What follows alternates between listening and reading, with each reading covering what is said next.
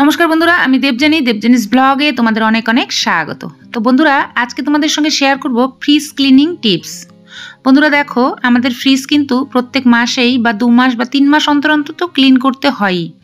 এই fridge clean না করলে কিন্তু ফ্রিজটা বাজে হয়ে যায় আর বাজে একটা স্মেলও আসে। তো দেখো, আমরা আজকে ফ্রিজটা ক্লিন করব আর ফ্রিজটা কি দিয়ে কিভাবে ক্লিন করব চলো দেখে নেওয়া যাক। সবার প্রথমে দেখো, আমরা এই যে সুইচ বোর্ডের যে প্লাগটা সেটাকে খুলে নিলাম। সেটা অবশ্যই করে খুলে নেবে, এতে করে ফ্রিজটা ক্লিন করবে কোনো ঝামেলা ছাড়াই। তো দেখো, ফ্রিজটা আমি এখন খালি করে নিলাম, প্রত্যেকটা জিনিস বের করে খালি করে নিলাম। আর জিনিসগুলো বের করার পর আমরা যে এর মধ্যে যে পার্টসগুলো আছে যেগুলো খোলা যায়, সেই পার্টসগুলোকেও খুলে নিলাম। এখন যে কাজটা করতে হবে, আমাদের এই যে পার্টসগুলো এগুলো আমরা পরে ক্লিন করব। সবার প্রথমে যে কাজটা করতে হবে, এই যে ফ্রিজের ভিতরে যে বরফ জমে আছে সেটাকে খুলে নিতে হবে। তো বন্ধুরা, আমি ফ্রিজটাকে 2 ঘন্টা আগেই সুইচটা অফ করে দিয়েছিলাম, যদিও তারপরেও এর মধ্যে বরফ রয়ে গেছে। তো বরফ থাকার জন্য কি করব, এখানে অল্প একটু জল দেব। তো বন্ধুরা, একটু সামান্য জল, খুব বেশি জল দেবে না। তো এখানে আমি খুব বেশি জল দিচ্ছি না, জলটা দিয়ে আমি 5 মিনিট ওয়েট করব। তো বন্ধুরা, তো দেখো বরফটা আলগা হয়ে গেছে 5 মিনিটেই, আর আমি ফেলে দিচ্ছি বরফটাকে। তোমাদের ফ্রিজে যদি অতিরিক্ত বরফ জমে থাকে তাহলে রাত্রেই অফ করে রাখবে, পরের দিন সকালে ক্লিন করবে। এখন যে এক্সট্রা জলটা আছে সেটাকে আমি মুছে ফেলে দেবো, এই জলটা থাকলে আমাদের ক্লিন করতে অসুবিধা হবে। তো অতিরিক্ত যদি বরফ জমে থাকে তাহলে রাত্রেই অফ করে রাখবে, আর সকালবেলা ক্লিন করলে খুব ভালোভাবে ক্লিন করতে পারবে। আমি যেহেতু 2 ঘন্টা আগে অফ করেছি, সেক্ষেত্রে আমার বরফ অল্প ছিল, আমি সেটাকে ফেলে দিলাম। এখন দেখো, একটা সলিউশন নিয়েছি, এই সলিউশনটা আমি বানিয়েছি, নিজেই বানিয়েছি। তো এই সলিউশনটা আমি কি দিয়ে বানিয়েছি সেটাও দেখাবো। তো দেখো, এই সলিউশনটা দিয়ে আমি ভেতরটা ক্লিন করব আর বাইরেটা অন্য একটা জিনিস দিয়ে ক্লিন করব। কেননা ভেতরে আমরা যেমন তেমন জিনিস দিয়ে ক্লিন করলে কিন্তু একটা বাজে স্মেল আসবে, সেই জন্য আমরা সব জিনিস ভেতরে দিতে পারবো না। সেই জন্য ভেতরে একটু বুঝে শুনে দিতে হবে। তো দেখো, আমি যে সলিউশনটা নিয়েছি সেটা আমি স্ক্রাবারের মধ্যে নিয়ে প্রথমে আমি ঘষে নেব। তো আমার ফ্রিজটা খুব অপরিষ্কার নেই, কেননা আমি 2 মাস আগেই ক্লিন করেছিলাম। তো যাদের ফ্রিজ অতিরিক্ত নোংরা, মানে কালো দাগ বসে গেছে, তাদের ফ্রিজও এই সলিউশনটা দিয়ে ক্লিন হয়ে যাবে। তো দেখো, আমি ফ্রিজ অত নোংরা করতে দেই না, আমি ফ্রিজ মাঝে মাঝেই ক্লিন করি, 1 মাস 2 মাস অন্তর অন্তরই করে থাকি। তো সেই জন্য পরিষ্কার রয়েছে আমার ফ্রিজটা।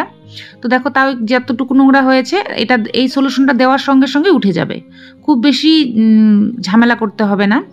তো দেখো, আমরা ফ্রিজটাকে এইভাবে স্ক্রাবার দিয়ে একটু ঘষে নেব। তো সম্পূর্ণ ফ্রিজ ওপরটা আগে ঘষে নিয়েছি, এখন আমি নিচের পোর্শনটা ঘষে নিচ্ছি। তো দেখো, এই সেমভাবে এই স্ক্রাবারটা দিয়ে একটু ঘষে নেবে, এতে করে যা নোংরা ময়লা থাকবে সেটা কিন্তু খুব ইজিলি উঠে যাবে। তো দেখো, আমি এখন যেটা করছি, এই যে জিনিসটা এটা আমি নিয়েছি, এটা আমি বাইরেটা পরিষ্কার করব। ভেতরটা আমি পরিষ্কার করে নিয়েছি, মুছিনি। তো এখন আমি বাইরেটা পরিষ্কার করছি আলাদা একটা জিনিস দিয়ে, এটাও আমি দেখাবো। তো আমি আগে একটু ঘষে নিচ্ছি, তারপর তোমাদেরকে দেখিয়ে দিচ্ছি।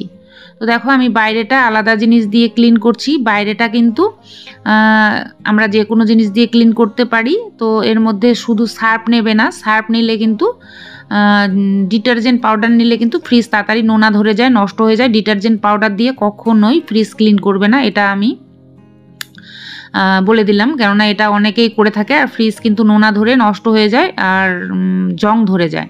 তো সেই জন্য কখনোই ডিটারজেন্ট পাউডার ব্যবহার করা উচিত না। তো সেক্ষেত্রে আমি এখানে অন্য জিনিস নিয়েছি, আমি দেখাচ্ছি তোমাদেরকে সেটাও। তো দেখো, আমি প্রথমে একটু ঘষে নিচ্ছি। স্ক্রাবার একটা হালকা স্ক্রাবার নেবে, খুব শক্ত স্ক্রাবার নেবে না, তাহলে কিন্তু স্ক্র্যাচ পড়ে যাবে। তো আমি সফট স্ক্রাবারই নিয়েছি। তো তোমরা যেটা প্লাস্টিকের স্ক্রাবার সেটাও নিতে পারো। আমি এখন একটা সফট কাপড় নিয়েছি, সুতি কাপড়, অবশ্যই পুরনো সুতি কাপড় নেবে, নতুন কাপড় নেবে না, তাহলে রং ধরে যাবে। তো আমি পুরনো একটা কাপড় নিয়েছি, সুতি কাপড় দিয়ে সব থেকে বেশি ভালো হয়। তোমরা টাওয়ালও নিতে পারো, তবে টাওয়াল যেহেতু মোটা, সেক্ষেত্রে সুতি কাপড় দিয়ে সব থেকে বেটার হয়। তো আমি এখন ভেতরটাকে মুছে নিচ্ছি, জল পাল্টে পাল্টে 2 বার আমি মুছবো। প্রথমে একবার আমি চিপে চিপে মুছে নেব, তারপর আবার জল পাল্টে আরেকবার মুছে নেব। তো দেখো, আমি পুরো ফ্রিজটাকে উপরটা আগে মুছে নিয়েছি, তারপর উপরটা মুছে নেওয়ার পর নিচটা মুছে নিচ্ছি। তো এর মধ্যে যে সলিউশনটা দিয়েছিলাম তো সেটা দিয়ে আমি পরিষ্কার করে নিলাম। এখন আমি যেটা করছি, কাপড় দিয়ে মুছে নিয়েছি। এখন যে সলিউশন দুটো বেঁচেছে, এই সলিউশন যতটুকু বেঁচেছে এটা দিয়ে আমি এই যে পার্টসগুলো খুলে রেখেছিলাম সেগুলো ঘষে নেব। তো যে পার্টসগুলো আমার খোলা রয়েছে সেগুলো বসে বসে আমি ঘষে নেব, এগুলো কোনো অসুবিধা নেই। আমি পুরোটা ঘষে নিলাম আর এখন এগুলোকে ধুয়ে নিলাম। তো এখন আমি সলিউশনটা কি নিয়েছিলাম দেখিয়ে দিচ্ছি। তো দেখো, দুটো বাটি নিয়েছি আর দুটোর মধ্যে আমি হাফ কাপ করে জল দিয়ে দিলাম। তো একটার মধ্যে আমি দিয়ে দেবো শ্যাম্পু। বন্ধুরা, তোমরা যে কোনো শ্যাম্পু নিতে পারো। তো আমি এখানে ক্লিনিক প্লাসের একটা পাতা নিয়ে নিলাম, এক পাতা শ্যাম্পু যথেষ্ট। এখন আমি এই বাটিটার মধ্যে দেব বেকিং সোডা, এটা আমি ভেতরে পরিষ্কার করব। এই বেকিং সোডা আমি এখানে দিয়ে দিলাম 1 টেবিল চামচ। আর এর মধ্যে আমরা দেব টুথপেস্ট। বন্ধুরা, টুথপেস্ট হোয়াইট টুথপেস্ট নেবে। এখানে আমি 1 চামচ মতো টুথপেস্ট নিয়ে নিলাম। বেকিং সোডার সাথে টুথপেস্ট নিয়ে নিলাম। এখন আমি দেবো এর মধ্যে লেবুর রস, অর্ধেকটা লেবুর রস আমি এর মধ্যে দেব।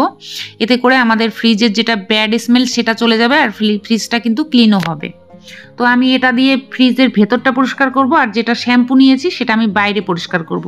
কেননা ভেতরে শ্যাম্পু দিলে শ্যাম্পুর একটা স্মেল থেকে যাবে, সেই জন্য আমি ভেতরে শ্যাম্পু দেব না, আমি বাইরেটাতে শ্যাম্পু দেব, এতে করে শাইন করবে।